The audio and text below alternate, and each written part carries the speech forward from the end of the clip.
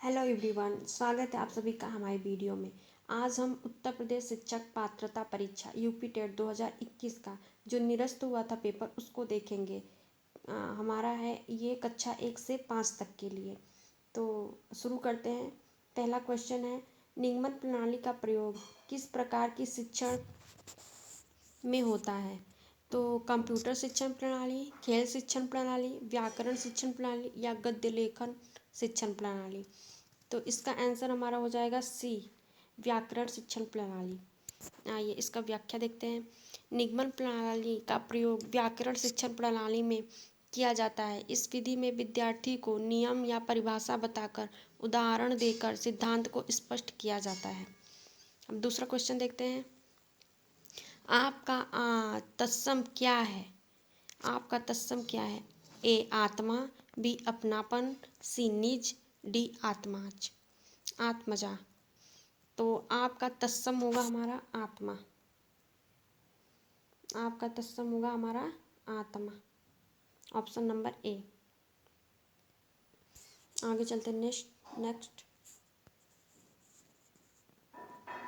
क्या है कि बौना का तत्सम क्या है? बौना का तत्सम क्या है? वामन, वापन, वपन, बान। तो इसका आंसर हो जाएगा हमारा वामन। बौना का तत्सम होगा वामन। अगला चौथा क्वेश्चन है हमारा, धूमकेतु का पर्यायवाची क्या है? धूमकेतु का पर्यायवाची क्या है? ए अश्व, बी असुर, सी अग्नि या डी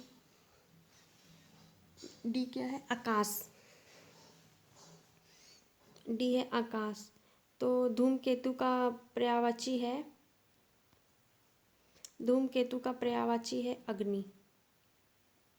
नेक्स्ट अगले पे चलते हैं।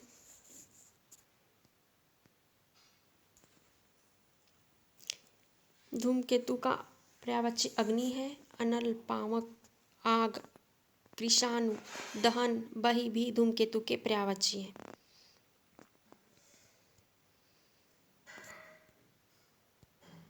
अगला हमारा दिया हुआ है, निम्नलिखित गद्यांश पढ़कर प्रश्न संख्या 5 का उत्तर दीजिए।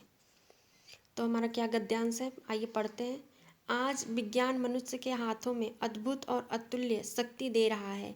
इसका उपयोग एक व्यक्ति और समूह के उत्कर्ष और दूसरे व्यक्ति और समूह के गिराने में होता ही रहेगा। इसलिए हमें उस भावना को जागृत रखना है और उसे जागृत रखने के लिए कुछ ऐसे साधनों को भी हाथ में रखना होगा जो उस अहिंसात्मक त्याग भावना को प्रोत्साहित करे और भोग भावना को दबाए रखे। नैतिक अंकुश के बिना शक्ति मानव के लिए हितकर नहीं होती। तो क्या है, उपर्युक्त पंक्ति में कौन मनुष्य के हाथों में अद्भुत अतुल्य शक्ति दे रहा है? तो अद्भुत और अतुल्य हमें शक्ति दे रहा है, यहाँ पे दिया हुआ है अद्भुत और अतुल्य शक्ति दे रहा है कौन? विज्ञान। तो कौन दे रहा है? विज्ञान हमें अद्भुत और अतुल्य शक्ति दे रहा है। तो ऑप्शन नंबर बी। आगे चलते हैं। कफन कहानी के लेखक हैं। कफन कहानी के लेखक हमारे प्रेमचंद्र हैं। आइए इसका व्याख्या देखते हैं।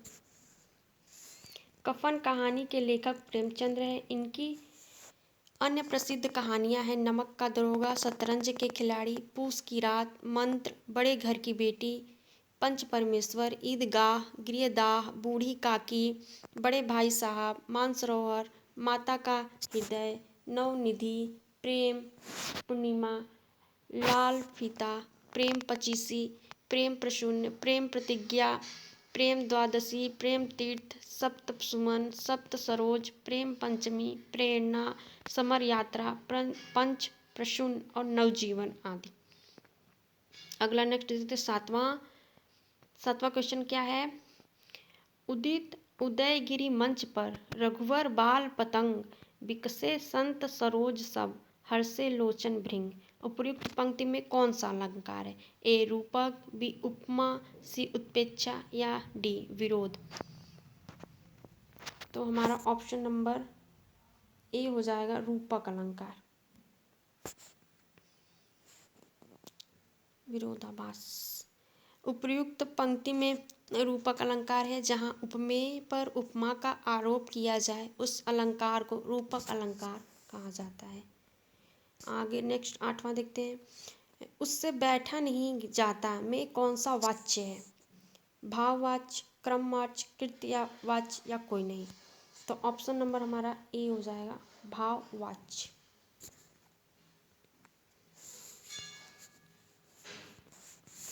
राम धीरे धीरे पढ़ता है में कौन सा अव्यय है? संबंध बोधक अव्यय, क्रिया विशेषण अव्यय, समुच्चय बोधक अव्यय या विस्मयादि बोधक अव्यय। तो हमारा ऑप्शन नंबर बी हो जाएगा, क्या? क्रिया विशेषण अव्यय। नेक्स्ट आगे चलते हैं।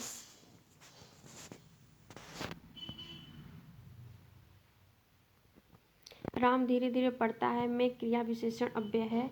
वाक्य में धीरे धीरे क्रिया की विशेषता बता रहा है।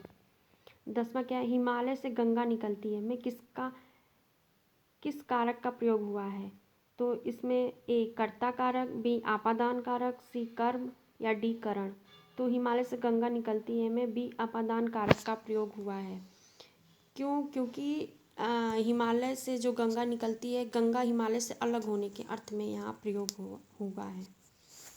आगे नेक्स्ट चलते हैं।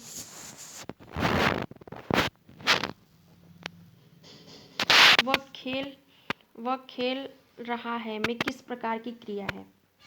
ए कृदंत, बी अकर्मक, सी सकर्मक, डी संयुक्त। तो इसमें हमारा ऑप्शन नंबर बी हो जाएगा, अकर्मक क्रिया। जिस क्रिया में कर्म क्रिया के साथ आए वो सकर्मक क्रिया होता है, और कर्म के बिना ही क्रिया आए वो अकर्मक क्रिया होता है। आगे चलते हैं 12वां।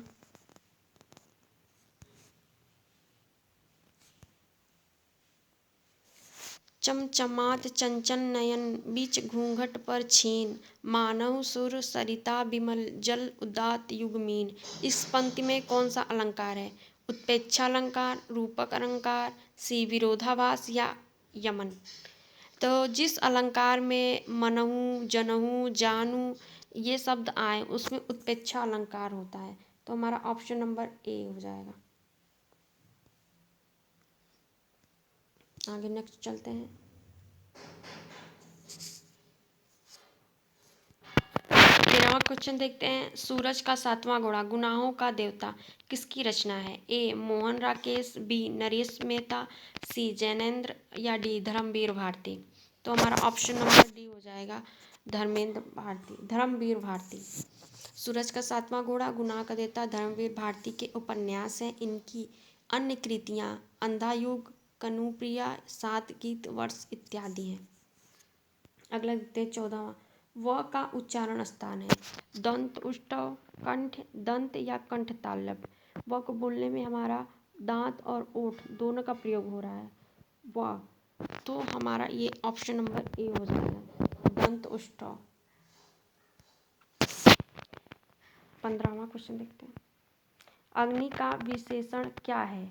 अनि, ए अनि, बी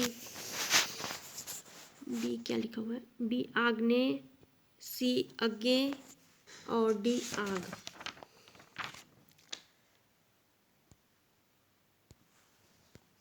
तो अग्नि का विशेषण हमारा हो जाएगा बी आग्नेय। आगे चलते हैं नेक्स्ट 16वां। तेजाब में कौन सी संज्ञा है? तेजाब भाववाचक संज्ञा, व्यक्तिवाचक संज्ञा, द्रव्यवाचक संज्ञा या समूहवाचक संज्ञा। तो तेजाब हमारा द्रव्यवाचक संज्ञा है। नेक्स्ट आगे चलते हैं। यहाँ दिया हुआ है नाव जल में तैरती है में कौन सा कारक है? ए संप्रदान कारक, बी संबंध कारक, सी करण कारक या डी अधिकरण कारक। तो ऑप्शन नंबर डी अधिकरण कारक है। आइए व्याख्या पढ़ते हैं। नाव जल में तैरती है में अधिकरण कारक है। आधार पर जिसके आधार पर कोई वस्तु टिकी हो, अर्थात जिस आधार को सूचित करने वाली संज्ञा या सर्वनाम का स्वरूप निर्धारित होता है उसे अधिकरण कारक कहते हैं। उपर्युक्त वाक्य में नाव का आधार जल है। आइए दूसरा देखते हैं। 18वां क्वेश्चन है हमारा, महेंद्र का संधि विच्छेद क्या है? महधन इंद्र, महाधन इंद्र, महधन इंदर या महाधन ईद। तो हमारा ऑप्शन नंबर बी हो जाएगा महाधन इंद्र, महेंद्र। और हमारा 19वां क्वेश्चन है, शेर को सवा शेर लोकोक्ति का क्या अर्थ है? संपन्नता, असंभव कार्य, एक से बढ़कर दूसरा, नष्ट करना। तो हमारा हो जाएगा एक से बढ़कर दूसरा। 20वां क्वेश्चन है, खाने की इच्छा रखने वाले को क्या कहते हैं? लिप्सा, बुभुक्षा, जिज्ञासा या प्रेम, प्रमेय। तो हमारा बुभुक्षा का उत्तर हो जाएगा। नेक्स्ट आगे बढ़ते हैं। देखिए, खाने की इच्छा के लिए एक शब्द बुभुक्षा होता है, और पाने की इच्छा रखने के लिए लिप्सा, जीतने की इच्छा रखने के लिए जिज्ञासा, और जो प्रमाणित किया जा सके एक शब्द में, प्रमेय। आगे नेक्स्ट क्वेश्चन हमारा, किंडरगार्टन शिक्षण पद्धति के जन्मदाता शिक्षा शास्त्री थे? कार्ल बासबर्न, डेकाली, मैडम मॉन्टेसरी या डी फ्रोबेल। तो हमारे किंडरगार्टन शिक्षा के थे फ्रोबेल। आइए नेक्स्ट इसका आगे देखते हैं, इसका व्याख्या पढ़ लेते हैं। किंडरगार्टन शिक्षण पद्धति के जन्मदाता फ्रेडरिक विल्हेम आर्मस्ट्रांग फ्रोबेल थे। वे एक जर्मन के शिक्षक थे। उनकी मुख्य पुस्तकें education of man, education by development, pedagogics of the kindergarten और मदर प्ले है।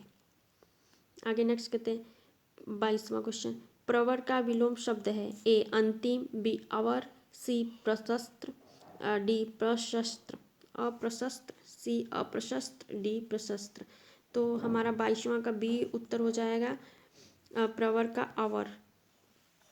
आगे नेक्स्ट चलते हैं। हमारा 21वां क्वेश्चन है, उपचार शिक्षण में किस अध्यापन प्रक्रिया का प्रयोग अधिक किया जाता है? ए सामाजिक, बी व्यक्तिगत, सी यांत्रिक, डी वाचन। तो हमारा डी उत्तर हो जाएगा वाचन।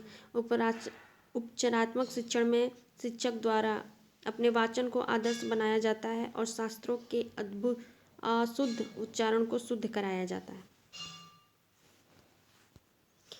24वां क्वेश्चन हमारा, सखी पिया को जो मैं न देखूं तो कैसे काटूं अंधेरी रतिया किस कवि की काव्य पंक्ति है? तो मुल्ला दाऊद, बी अमीर खुसरो, सी कुतुबन या डी विद्यापति। तो ये अमीर खुसरो की पंक्ति है।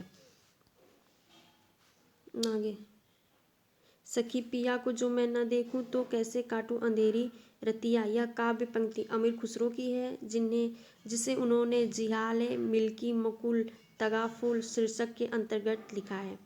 जूठन आत्मकथा के लेखक हैं? ओम प्रकाश वाल्मीकि, कंवल भारती या सी तुलसीराम या स्योरा जयसिंह बेचैनी। तो हमारा ऑप्शन नंबर इसमें ए हो जाएगा, ओम प्रकाश वाल्मीकि जूठन आत्मकथा के लेखक हैं। आगे देखिए, जूठन आत्मकथा ओम प्रकाश वाल्मीकि की है, जो दलित लेखक हैं। इन्होंने अपनी आत्मकथा में दलित जीवन की असहनीय पीड़ा को दर्शाया है। सब्ज बाग दिखाना मुहावरे का अर्थ है? पीछा छुड़ाना, विस्तृत अनुभव होना, धुन लग जाना या अच्छी बातें कह के बहकाना। तो ऑप्शन नंबर डी, अच्छी बातें कह के बहकाना।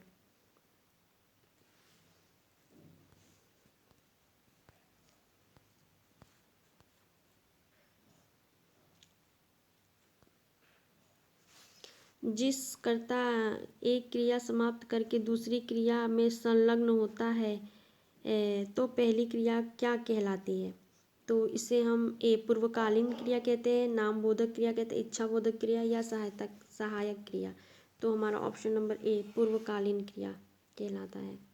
जब कर्ता एक क्रिया समाप्त करके दूसरी क्रिया में संलग्न होता है तो पहली क्रिया पूर्वकालीन क्रिया कहलाती है।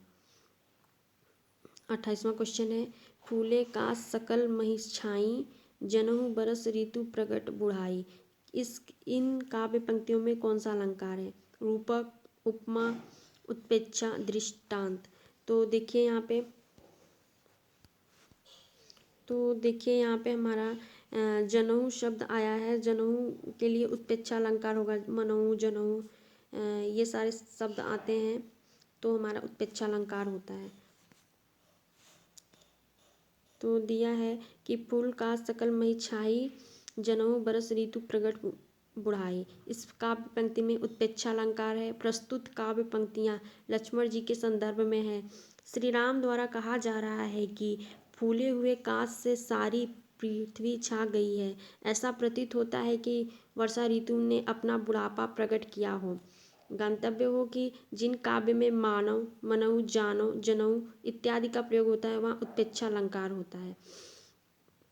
अगला क्वेश्चन देखते हैं। घर, पहाड़ और नदी किस संज्ञा भेद के अंतर्गत आता है? घर, पहाड़ और नदी। ए द्रव्यवाचक संज्ञा, बी जातिवाचक संज्ञा, सी भाववाचक संज्ञा, डी गुणवाचक संज्ञा। तो हमारा बी जातिवाचक संज्ञा के अंतर्गत आता है। अगला क्वेश्चन और अंतिम क्वेश्चन देखते हैं।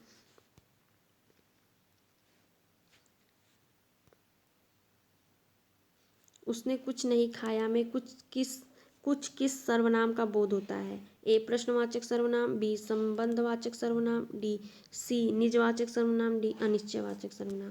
तो इसका उत्तर हो जाएगा अनिश्चयवाचक सर्वनाम डी। हमारे 30 क्वेश्चन समाप्त हो गए हैं। आज की वीडियो में इतना ही। Thank you so much.